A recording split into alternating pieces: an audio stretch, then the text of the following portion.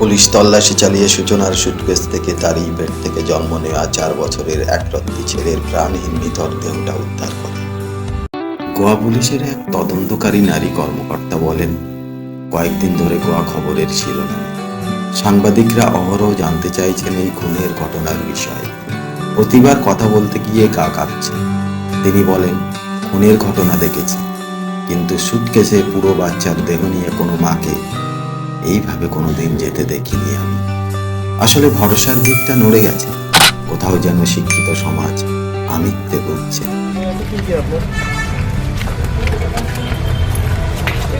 Madam क्या वजह से ऐसे? Madam, what is the reason behind? কলকাতার আড়িয়াদহের 39 বছরের সূচনা পিতামাতার একমাত্র সন্তান। বাবা ছিলেন পেশায় ব্যাংক কর্মী, কর্মসূত্রে বাবা ছিলেন চেন্নাইতে। সূচনা সেখানেই স্কুলের পড়াশোনা শেষ করে। তারপর বেঙ্গালুরুতে কর্মজীবন শুরু করে ডেটা অ্যানালিস্ট হিসাবে। বছরখানেক আগে মাইন্ডফুল এআই ল্যাবের সিইও হিসেবে কাজ শুরু করেছিল। মেধাবী ছাত্রী ও কর্মজীবনের সূচনার সাথে বেঙ্গালুরুর ভেঙ্কটরামনের বিয়ে হয় 2010 সালে। অর্থের প্রাচুর্য ও গ্ল্যামার্স জীবন তাকে বেশ খুশি রেখেছিল। তারপর 9 বছর পরে 2019 সালে তাদের প্রথম সন্তান, আদরের একমাত্র পুত্রের জন্ম হয়। জীবনের পতন শুরু এখান থেকেই। তার মনের মধ্যে বাসা বাঁধে এক অদ্ভুত খেয়াল, পুত্রের অধিকার একমাত্র তার। ফলে স্বামীর সাথে শুরু হয় নিত্য কলহ। এমনকি স্বামী রাত্রে আলাদা ঘরে থাকতে শুরু করে। সময়টা 2021 সাল। স্বামী এক ঘরে আর স্ত্রী তার পুত্রকে নিয়ে অন্য ঘরে। এরপরে শুরু হয় বিবাহ বিচ্ছেদের মামলা প্রায় শেষ দিকে। আর তখনই গত বছর স্বামীর বিরুদ্ধে কার্যস্থ মামলা দায়ের করে, সাথে খোরপোশের দাবি।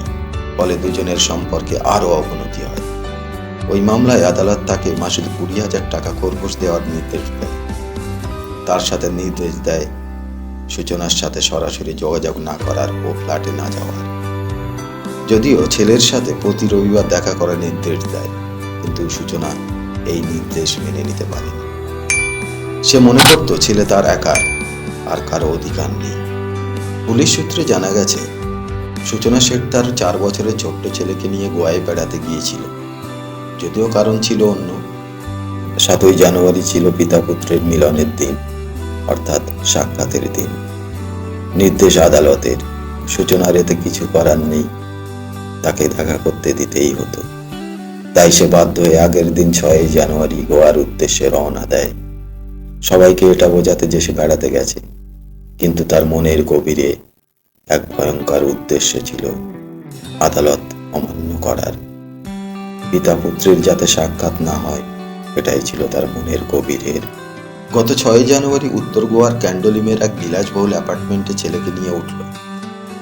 গোয়ায় 6 জানুয়ারি ও 7ই জানুয়ারি 2 রাত কাটানোর পর 8ই জানুয়ারি হোটেলের এক কর্মচারীকে একটা ট্যাক্সি অ্যারেঞ্জ করতে বলে।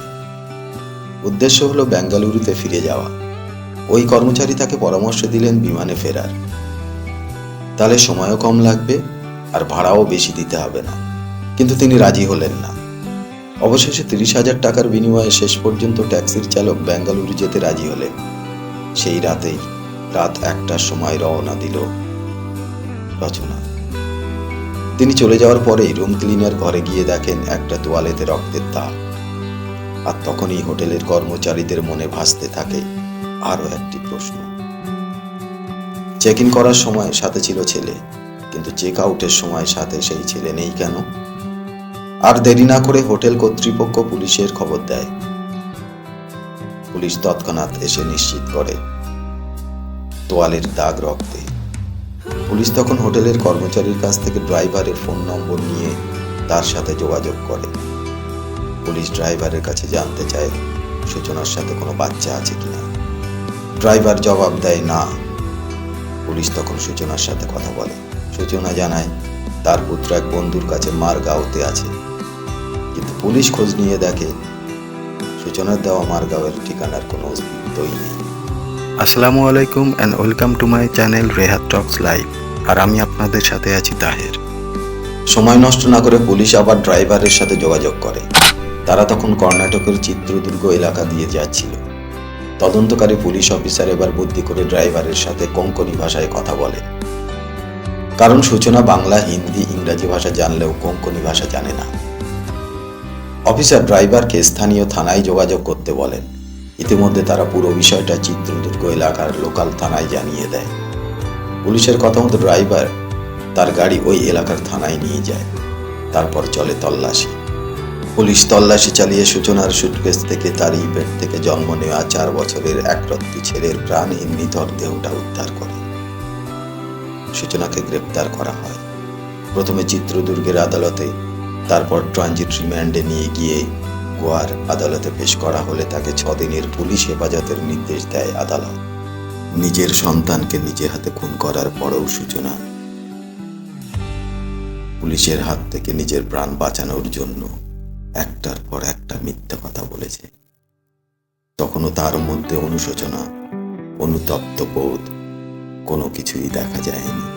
অথচ সে বলছে সে নিজের ইচ্ছায় এটা করেনি। কিভাবে হয়েছে সে জানে না। এই ঘটনাটা কতটা ডিস্টার্বিং। একজন মা, তার কাছে সব থেকে প্রিয়, সব থেকে আপন, তার জন্য সবকিছু ত্যাগ করা, জীবনের সুখী শান্তির মুহূর্ত ত্যাগ করা, আত্মত্যাগ, আত্মবলিদান, সবকিছু তার সন্তানের জন্য। এমনকি একজন মাকে দেখা যায় তার সন্তানের জন্য তার নিজের প্রাণ দিতে। আর এখানে একদম অপোজিট ঘটনা ঘটছে। একজন মা তার নিজের জন্য, নিজের চাহিদার জন্য, নিজের চাওয়া, নিউক্লিয়াস ফ্যামিলি আর সোশ্যাল ডিস্টেন্সিং ধীরে ধীরে প্রত্যেকটি মানুষকে বিচ্ছিন্ন করে তুলেছে, একে অপরের থেকে সম্পূর্ণ আলাদা। ফলে শুরু হয়েছে নিজের মনের মধ্যে একমাত্র নিজেকে নিয়ে চিন্তা ভাবনা করা। এমনকি নিজের সন্তান সেও পর হয়ে যাচ্ছে। আমরা কোন জগতে বাস করছি? আমরা নিজের সন্তানকে আপন করে নিতে পারছি না। আমরা কোন জগৎ, কোন বিশ্ব ব্যবস্থার মধ্যে দিয়ে এগিয়ে চলেছি? সমাজ ব্যবস্থা যদি এমনভাবে চলতে থাকে এবং আমরা যদি একে অপরের থেকে দূরত্ব বজায় রাখতে থাকি, তাহলে এমন সূচনা ভবিষ্যতে জন্মাইন্ড, এমন সূচনা ভবিষ্যতে আমরা অনেক পেতে চলেছি। মনোবিদ মালি থাম্বির মতে এটা সাইকোপ্যাথিক ডিসঅর্ডারের বহিঃপ্রকাশ। কিন্তু তাই যদি হবে, তাহলে এটা ঠান্ডা মাথায় কিভাবে তার সন্তানকে সে খুন করল? যদিও আর একজন মনোবিদ ওম প্রকাশ সিং এর মতে ধীরে ধীরে মানুষ আত্মকেন্দ্রিক হয়ে উঠছে। শুধুমাত্র নিজেকে নিয়েই ভাবা, নিজেই ভালো থাকা, নিজের জন্যই চিন্তা করা, একমাত্র আমি, আমি।